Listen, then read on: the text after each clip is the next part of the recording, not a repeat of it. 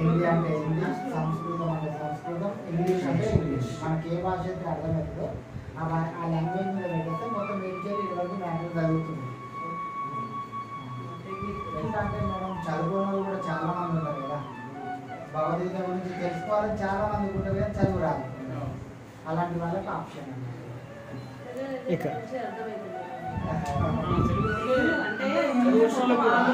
చదవాలనే interest ఉంటుంది కాబట్టి దీంతో మిగలుతారు కదా.